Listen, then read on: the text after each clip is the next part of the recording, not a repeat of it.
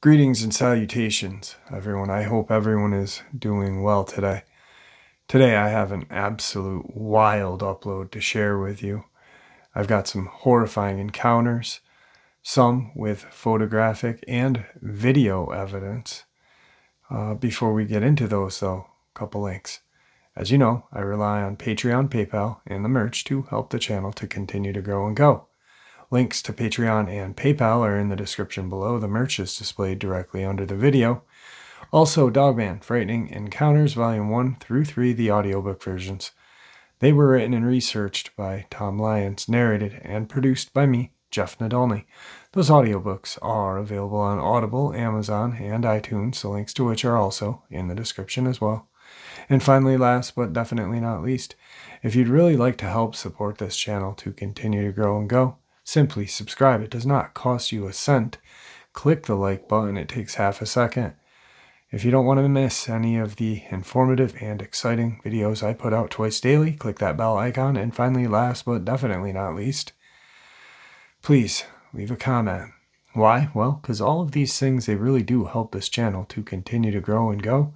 And guys, they really do matter. Now, everyone, I have taken far too much of your time.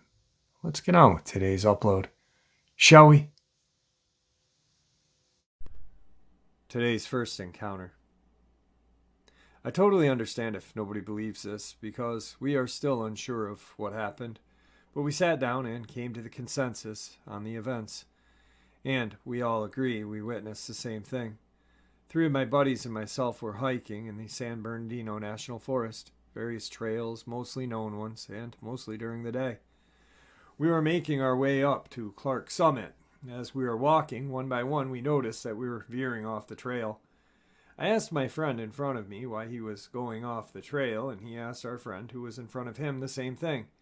The friend in front of us told us, "I can hear a woman talking, you guys don't hear that." We didn't hear anything. We tried to convince her to leave it be, because it was already kind of dark, and we were close to where we wanted to set camp up on the trail. The friend in front was female and insisted that she heard what sounded like a female calling for help, and that she sounded really close, so I think she felt inclined to investigate a possible female in distress, while we were totally okay with going about our business. Okay, I get a bit spooked now because she's absolutely serious, and we absolutely could not hear whatever she was hearing. Here's where it got weird. We only ventured off the trail about 300 to 400 meters, yet at one point we were completely lost. We don't have any fancy gear or GPS stuff because we've really never needed it, but we've been on this trail enough to know we had gone too far. Yet, we could not find the trail in any direction after walking about 15 to 20 minutes. I started to feel kind of weird, kind of dizzy, lightheaded. And when I mentioned this, the other 2 said they felt as weird as well. It was like something had changed in the environment around us or moved us somehow to another location. I have no idea which way to go, and now it's completely dark. My female friend said, the woman's voice had said, "I'm over here and please help." She said it sounded like she was hurt or crying. So here we are, somehow lost after only walking for 20 minutes off a large trail because my friend is hearing voices. We decided to stop walking in any direction because the last thing you want to do at night is get even more lost. We had 2 tents and sleeping bags in our packs, so we found a clearing and set up. We figured once the sun was out, we'd easily find our way back to the trail. Before we could even lie down to rest, I noticed a tree near us was moving as if something was climbing it. It was really dark, and I wore glasses, so I really struggled to see. So I called my friends over to see. I thought it was an animal at first, but it was not an animal. It wasn't anything. I could see the outline of what roughly looked like a human shape, but it was transparent, like completely see-through. The best way I can describe it is the way heat waves look on pavement in the summer. You know, that wavy liquid effect. And they saw it as well. My male buddy said, "WTF are we looking at?" when he finally spotted it. They all said the same thing. It was transparent, but still visible due to the foliage around it being displaced and moved as it moved. We all just stood stone still, whispering theories back and forth as to what we thought we were seeing. I thought maybe it was some kind of optical illusion, but they thought immediately aliens, of course. The thing just sat there, perched on a large branch about 50 feet up. It's like it was watching us watch it. The other oddity is that after staring at this thing for about 10 minutes, we noticed all the normal forest sounds we had heard prior just stopped completely. I mean, the only noise was us talking and the leaves under our feet. The hairs on my neck stood on end, and I had goosebumps all over when I realized this, like something was truly wrong. After about 10 minutes of us standing there, whatever this thing was started to climb up the tree even more until we could no longer see it. We approached the base of the tree slowly and walked around in a circle, with our necks craned up trying to see this thing. It was too dark and the trees were too close for us to see at the top. We didn't hear it jump to another tree, so we assumed it was still up there. We were all too spooked, obviously, to camp right underneath whatever this was. So we gathered our crap and started walking toward the moon. I kid you not, after about 5 minutes of walking, we were back on the trail. I literally dropped my bag and said, "WTF" out loud. We all stood there confused, looking around, trying to confirm what we were seeing. My buddy likes to joke and said maybe we walked through some hallucinogenic spores and had imagined it all. I highly doubt that, but whatever happened, it seemed kind of, predatory. Like it seems something was luring us or trying to confuse us. My friend still thinks we were messing with her about not hearing the woman she claimed to hear. Was it that thing we saw imitating a woman? How did we get lost so close to the trail? This was easily the weirdest thing I have ever experienced in the wilderness. We still don't have a good theory as to whatever we saw. It may not have been an alien, but whatever it was humanoid and was 100% transparent. Somehow, and able to climb a really large tree with ease without making much noise. I would love to hear any theories about what this thing might have been. Oh yeah, I feel I should mention no drugs were consumed. Also, the picture during this encounter is where they were located. Today's second encounter. Hello everyone, I just wanted to get some opinions. To start off, I live in a rural part of eastern Tennessee. The closest grocery store is 20 miles from here. I'm pretty much surrounded by farmland. The area I live in has been known for decades for being haunted. Well, to cut a long story short, the land behind my home is all farmland. And for the past few months, I've been going outside to water my garden at night, and I hear strange noises coming from the field behind my house. I've heard what sounded like a woman screaming. I've heard someone saying, "Hey." I even thought I heard my mom say my name from the field before.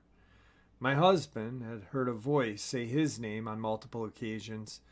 But last night, my dog was barking and growling like crazy, so my husband went outside to look around and make sure nothing was out there. And he said he heard what sounded like a baby crying in the field, but he said it sounded very distorted and definitely not human. He ended up coming back in, and we went back out to listen, and the noise stopped. I'm really not sure what's going on. We live on Indian burial grounds. The whole area I'm in is basically an Indian burial ground, so I've heard. My husband's half Cherokee, and he said he just has a feeling it may be something to do with that. I just wanted to get a few opinions of what it could be, possibly, because it seems like it's getting braver. I know I should just write it off as mountain lion or something like that, but saying my name and my husband's name on different occasions makes me believe it's obviously not. Oh, and I forgot, this past winter we had some deep snow, and one morning I went out in the backyard and I saw these prints that looked like the toe part was a goat hoof, and the back was the back of a high-heeled shoe. The print was about a foot long. I'm not sure what it could have been. Today's third encounter. I've always considered myself as having bad luck, and I've had multiple run-ins with the paranormal. This is the most terrifying encounter that I've ever had in my life. When I was 11, my dad had taken me and my younger brother deer hunting on a ranch in Alice, Texas. He had picked us up from our mom's house at 10 p.m. and we spent 2 hours driving to said ranch. When we got there, my granddad and older brother were waiting for us to unlock the gate to the entrance of the ranch. After a few minutes of cussing and keys rattling, the gate was open. We drove about 10 minutes to get to camp on a long and gloomy dirt road. When we got there, my dad unpacked his bag and mine, and I helped with my little brother, who was 7 at the time. He woke us up at 5 in the morning to get ready for hunting, and I drew the short end of the straw. I had to take my little brother with me. Now, I was not much of a complaining type, but when it came to my little brother back then, he was quite clumsy and noisy. Anyway, he walked us to one of the 4 or 5 deer blinds on the property and gave us a quick briefing on gun safety. Now, you may be thinking that leaving a gun with an 11 and 7-year-old is not a smart idea. My dad had already enrolled me in a hunting program that included firearm safety. Back to the story. Once he gave us a briefing and my little brother had climbed into the blind, my dad handed me my rifle. Nothing too fancy, just a .22, something suited for a child to use. Not too much of a kick, but nonetheless, still a firearm that should be used properly. We must have sat there for 3 hours. The feeders were time-released, and the corn came out about every 30 minutes. There was some movement in the brush ahead. Out from the brush emerged a 10-point buck and 2 doe. My little brother had started to reach for my rifle, which I had propped against the wall.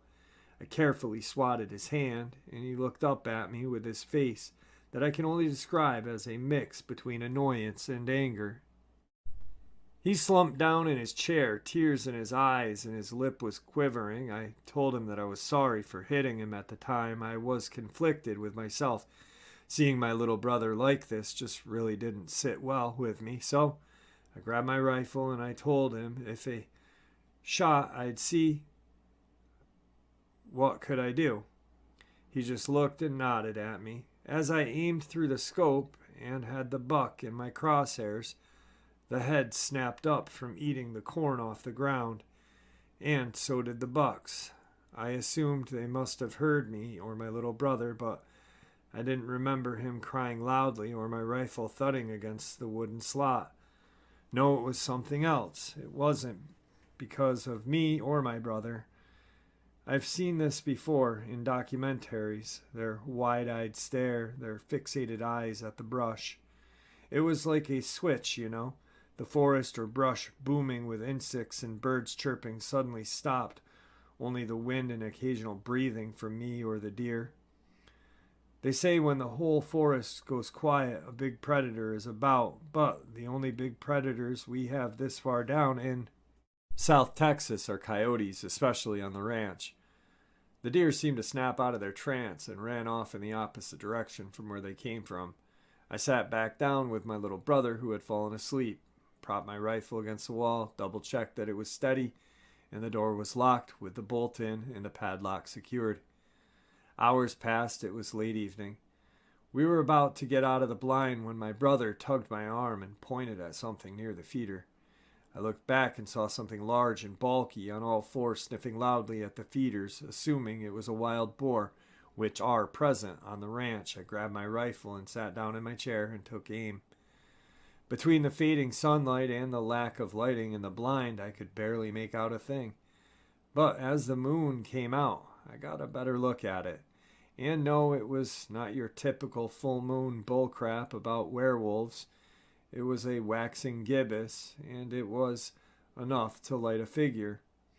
While I was staring at this thing, chills ran up my spine. What I originally thought was a boar was a large dog. It had the head of a German shepherd, but much bigger. Its upper torso was just like a man's, but covered in dark black fur. Its ears were sharp and perked like a dog's, its muzzle exactly like a canine should be.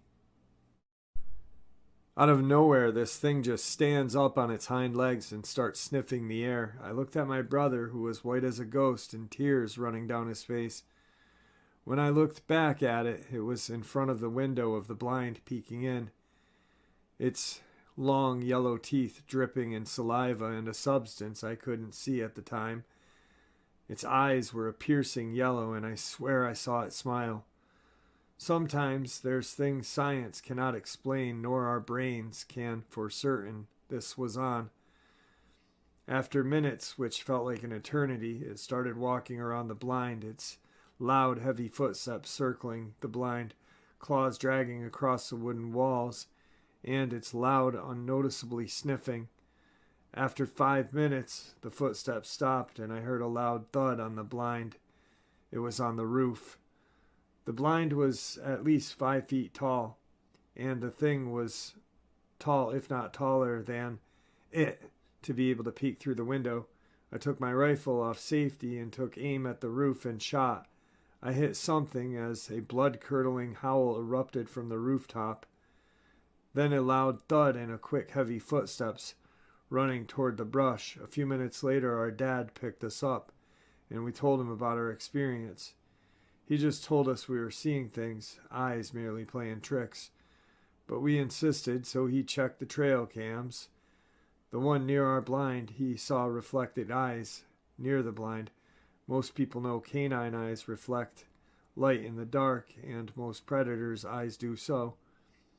He thought it was a coyote, but he quickly realized the eyes were massive. After a few days we left, and I've never had another run-in with one since. Today's fourth encounter. Something's been keeping an eye on my boyfriend when he goes out at night. The video at the end of this is him catching the noise it makes. It was recorded in Rochester, New York. These woods aren't huge, sprawling acres of unexplored area. I can walk from one end to the other in a few hours. It sits behind a set of 4 neighborhoods as well as an elementary school. They continuously travel during the day. We don't regularly have big cats, boars, wolves, or bear in this area.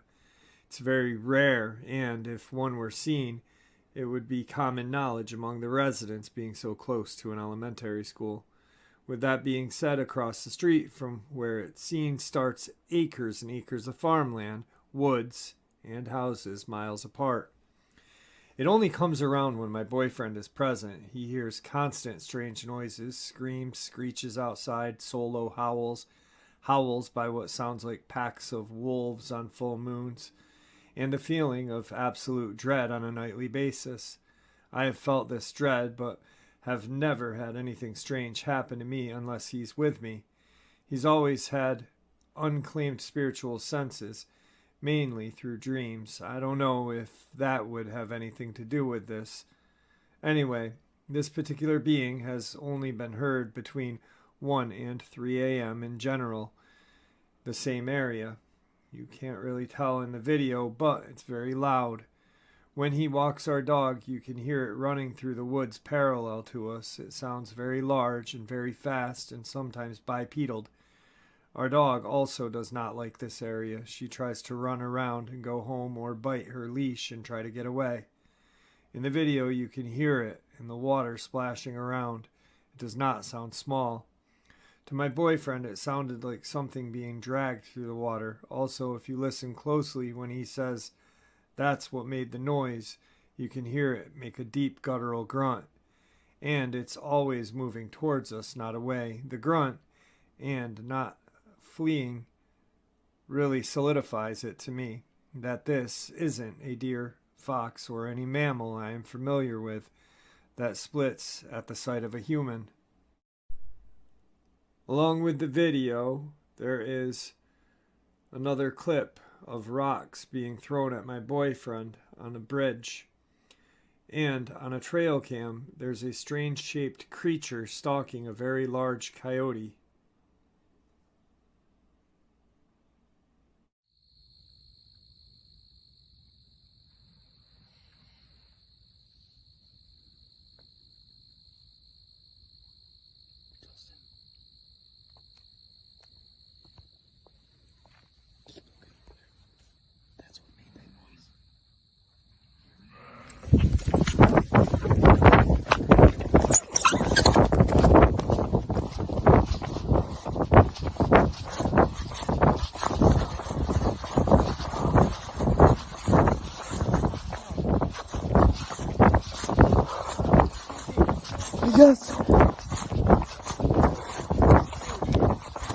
dude, I'm gonna pass out.